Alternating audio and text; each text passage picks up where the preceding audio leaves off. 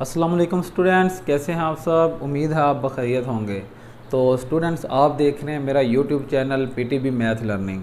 तो स्टूडेंट्स, जैसा कि आप जानते हैं कि हमने लास्ट कुछ वीडियोज़ में क्लास 8th के लेवल पर चैप्टर नंबर 1 यानी ऑपरेशंस ऑन सेट्स, उर्दू में सेटों पर अवामिल, इसको स्टार्ट किया हुआ था। ठीक है, इसकी 3 एक्सरसाइज थी, हमने तीनों कर ली हैं। आज हम इस चैप्टर की रिव्यू एक्सरसाइज 1 वो करने जा रहे हैं, उर्दू में इआदा मशक या जायज़ा मशक या नज़र सानी मशक 1। ठीक है जी, तो आइए हम इसको स्टार्ट करते हैं।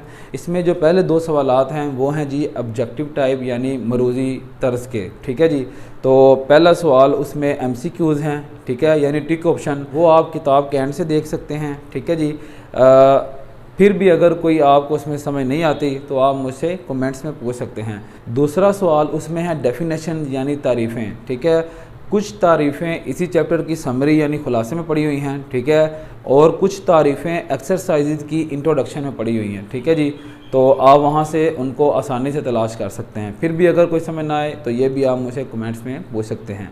ठीक है जी, तो हम नेक्स्ट थर्ड क्वेश्चन की जानिब बढ़ते हैं। उसमें कुछ पार्ट्स हैं। ठीक है, हम उन्हीं को सॉल्व करते हैं। तो आइए हम आगे बढ़ते हैं।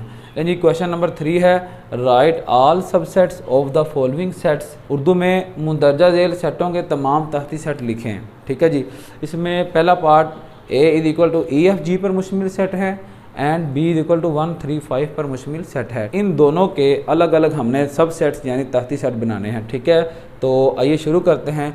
ए को राइट करने के बाद बाएं तरफ सोल्यूशन और दाएं तरफ हल। ठीक है, उर्दू मीडियम वाले इस तरह लिखेंगे और इंग्लिश मीडियम वाले बाएं तरफ सोल्यूशन लिखते हैं। ठीक है जी, तो आइए हम इसको शुरू करते हैं। आपको पता है किसी सेट के सब सेट्स यानी तहती सेट मालूम करने का ये फार्मूला है 2 रेज़ पावर n। n किसी सेट के अंदर आने वाले एलिमेंट्स की तादाद को शो कर रहा है, यानी 3 एलिमेंट्स हैं तो यहाँ 3 दर्ज करेंगे। 2 raise power 3 is equal to 8। ठीक है, यानी इसके 8 सब सेट बनने हैं, 8 तहती सेट बनने हैं। ठीक है, अगर यहाँ 4 होता है तो यहाँ 2 रेज़ पावर 4 रखेंगे। ठीक है, तो वो 16 के इक्वल आएगा, यानी 16 सब सेट्स बनेंगे। ठीक है, तो ये कुलिया है, आप इसके मुताबिक जो है ना एलिमेंट्स की तादाद देखते हुए सब सेट्स बना सकते हैं। तरीका क्या है, आइए हम उसको भी समझ लेते हैं। सबसे पहले आपने सब सेट में लिखना है खाली सेट यानी एम्प्टी सेट। ठीक है, जिसको यूनानी हरफ फाई से शो करते हैं। ठीक है, उसके बाद आपने सिंगलटन सेट बनाने हैं यानी सिंगल सिंगल एलिमेंट के सेट। ठीक है, ये भी इसका सबसेट है। खाली सेट हर सेट का सबसेट होता है। ठीक है जी, इसके बाद हम सिंगल सिंगल एलिमेंट्स के बनाने जा रहे हैं। ठीक है, ई एफ जी। ठीक है, इसके बाद दो एलिमेंट्स पर मुश्तमिल, इसको फिक्स करना है। इसके साथ पहले एफ़ को मिलाना है फिर जी को मिलाना है, ई एफ ई जी। ठीक है, E comma F E comma G. ठीक है, 2 4 6 हो गए हैं। इसके बाद हमने अगले को पकड़ लेना है, यानी इसकी बारी ख़त्म, अगले को पकड़ लेना और उसको बाद वालों के साथ बारी बारी मिलाना है। ठीक है, तो जगह थोड़ी है, मैं नीचे लिख देता हूँ एफ़ कोमा जी। ठीक है, इसके बाद 2 2 की बारी ख़त्म, फिर 3 3 की बारी शुरू हो जाती है, यानी पहले 2 को फिक्स करना है। ठीक है, और बाद वालों को मिलाते हैं। इसमें है ही बाद में एक जी। ठीक है, तो वो ई एफ जी खुद ही आ जाएगा। ठीक है, ई एफ जी लें जी, 2 4 6 8 पूरे हो गए। ठीक है जी, तो ये तरीका है सब सेट्स बनाने का। ठीक है, तो ए के बाद हम बी की जानिब बढ़ते हैं। ठीक है, इसमें भी वैसे ही है, सबसे पहले खाली सेट है। ठीक है, उसके बाद सिंगल सिंगल एलिमेंट पर मुश्तमिल। ठीक है, उसके बाद 2 2 पर,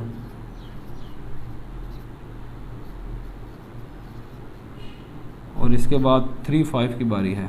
ठीक है जी, और इसके बाद 1 3 को फिक्स करना है और 5 को साथ में आना है। ठीक है जी, तो आप गौर करें 2 4 6 और ये 8। ठीक है जी, अब हम अगले सेकंड पार्ट की जानिब बढ़ते हैं। उसमें है write the power set of A B C पर मुश्तमिल सेट। ठीक है जी, पावर सेट आपको पता है किसी सेट के जो सब सेट होते हैं ना, जो कि ये हैं। ठीक है, इन पर मुश्तमिल एक सेट होता है, यानी इनके गिर्द जो है ना बस आप कर्ली ब्रैकेट दरमियानी ब्रैकेट लगा दें तो वो एक जो सेट बनेगा।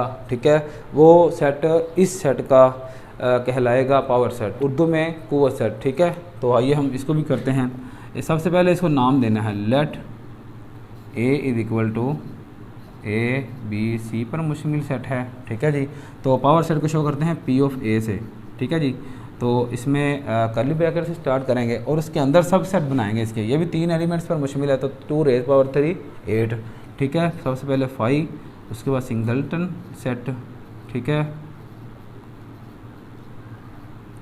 उसके बाद दो दो पर मुश्तमिल,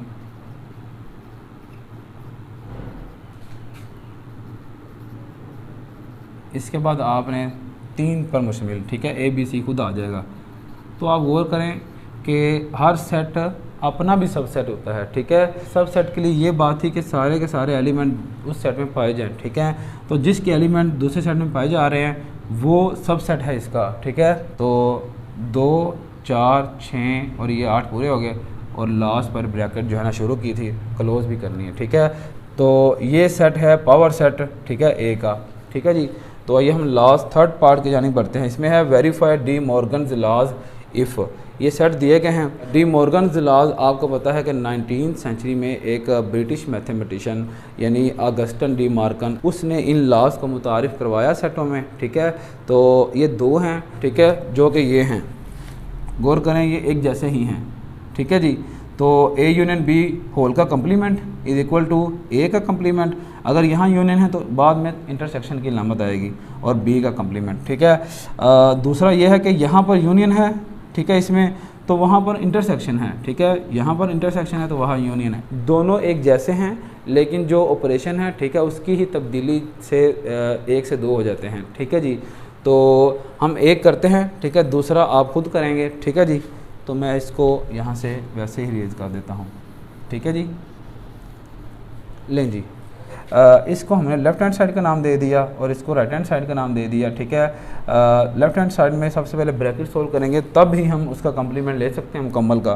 तो उसको मैंने दोबारा राइट किया, उसके सेट राइट किए, ठीक है। तो यूनियन लेना है दोनों का। यूनियन में आपको पता है कॉमन अनकॉमन, ठीक है, एलिमेंट्स एक एक दफ़ा लेकिन तरतीब के साथ। तो इसमें आप गौर करें ये नंबर्स हैं, ये इंग्लिश अल्फ़ाबेट हैं, ठीक है। तो इनमें तरतीब जो है ना वो कोई भी नहीं है, तो आप वैसे ही लिख दें, ठीक है। तरतीब मीन एक पहले आएगा, फिर 2 आएगा, फिर 3 आएगा, इस तरह, ठीक है। और अगर ए बी सी होता तो फिर ए पहले, फिर बी, फिर सी, फिर डी, ठीक है जी, इस तरह। तो लिखते हैं यूनियन में, तो आपको पता है कॉमन अनकॉमन, सब अनकॉमन है, तो एक एक दफ़ा सब आ जाएंगे, ठीक है जी। लें जी, तो ये हो गया। अब हमने इसका कम्प्लीमेंट लेना है। कम्प्लीमेंट जिस सेट का लेना होता है उसका मतलब ये है कि यू का उस सेट से फ़र्क निकालेंगे, ठीक है। तो U difference A union B लिखा, ठीक है, यू का सेट नीचे दर्ज किया, ठीक है, माइनस, ठीक है, या फ़र्क की अलामत, इंग्लिश में डिफरेंस की अलामत, ठीक है। ए यूनियन बी का सेट ये पड़ा हुआ है, इसको इसकी जगह राइट करते हैं, ठीक है, 9 6 ए बी सी, ठीक है जी। तो फ़र्क निकालना है इस सेट का उस सेट के साथ। इसके जो एलिमेंट बाद में नहीं आएंगे वही नीचे जाएंगे, ठीक है, आंसर सेट में। तो ए इसमें है बिल्कुल है, वो माइनस हो जाएगा, बी वो भी है माइनस हो जाएगा, सी वो भी माइनस हो जाएगा, ये लास्ट में पड़ा हुआ है। इसके बाद डी और ई हैं वो उसमें नहीं है, ठीक है, वो आंसर सेट में आ जाएंगे, ठीक है जी। तो ये लेफ़्ट हैंड साइड का आंसर है। अब हम बढ़ते हैं राइट हैंड साइड की जानिब, ठीक है जी। तो पहले हमने ए का कम्प्लीमेंट मालूम करना है, ठीक है जी, उसके बाद फिर बी का कम्प्लीमेंट, फिर इनके कम्प्लीमेंट्स का इंटरसेक्शन, ठीक है जी। ए कम्प्लीमेंट पहले लिखा, ठीक है, वही बात यू डिफरेंस ए, ठीक है जी। तो यू का सेट राइट किया नीचे, डिफरेंस की अलामत, ए का सेट राइट किया, ठीक है, इसका इसके साथ फ़र्क निकालना है, ठीक है, उसको नहीं देखते होते। तो इसके जो एलिमेंट उसमें नहीं है, आप गौर करें इसके सारे एलिमेंट उसमें नहीं है, तो ये सारे का सारा सेट दोबारा वैसे ही आ जाएगा, ए बी सी डी ई, ठीक है जी। तो अब हम बी कम्प्लीमेंट निकालते हैं, यू डिफरेंस बी, यू और बी राइट कर दिए। तो इसके जो एलिमेंट इसमें नहीं है वो लिखेंगे, ए बी सी तीनों ही इसमें हैं, ठीक है, डी और ई नहीं है वो आ जाएंगे, डी कोमा ई, ठीक है जी। अब हमने ए कम्प्लीमेंट जो कि ये सेट है, बी कम्प्लीमेंट जो कि ये सेट है, इनका आगे जो है ना जगह शॉर्ट है, इंटरसेक्शन लेते हैं, इनकी जगह जो है ना इनके सेट राइट करते हैं। ए कम्प्लीमेंट है ए बी सी डी ई, ठीक है जी, ए बी सी डी ई, ठीक है, इंटरसेक्शन की अलामत। उसके बाद है बी कम्प्लीमेंट डी ई। लें जी, इंटरसेक्शन में ये होता है कि कॉमन एलिमेंट्स सिर्फ देखते हैं। तो आप गौर करें दोनों सेटों में डी और ई ही कॉमन है, यानी इसमें भी आया है इसमें भी आया है डी, ई भी इसमें आया है और उसमें भी आया है, ठीक है। तो ये आंसर सेट में बी आ जाएंगे। लें जी, ये राइट हैंड साइड का आंसर है, ठीक है, डी ई और ये डी ई, ठीक है जी। तो हम नीचे लिखेंगे वो जगह शॉर्ट होने की वजह से आगे चला गया है कुछ हिस्सा, ठीक है, वो यहाँ नीचे आएगा और फिर नीचे जो है ना यानी ये लाइन वहाँ तक चलेगी जहाँ तक वो स्टेप चल रहे हैं, ठीक है। फिर नीचे आपने लिखना है सो, ठीक है, इट इज़ प्रूव्ड दैट, ठीक है, left hand side is equal to right hand side, ठीक है जी। उर्दू में पस साबित हुआ कि लेफ्ट हैंड साइड बराबर राइट हैंड साइड, ठीक है जी। तो इसके जैसा ही दूसरा पार्ट है, उसको आप आसानी के साथ सोल्व कर लेंगे। तो आज ये चैप्टर अपनी तकमील को पहुंचा है। इस पूरे चैप्टर में अगर कोई बात आपको समझ ना आई हो, ठीक है, तो आप मुझसे कमेंट्स में पूछ सकते हैं। आज के लिए इतना ही काफ़ी है। नेक्स्ट वीडियो तक के लिए अपने सर अहमद हसन को इजाज़त दें। शुक्रिया, अल्लाह हाफिज़।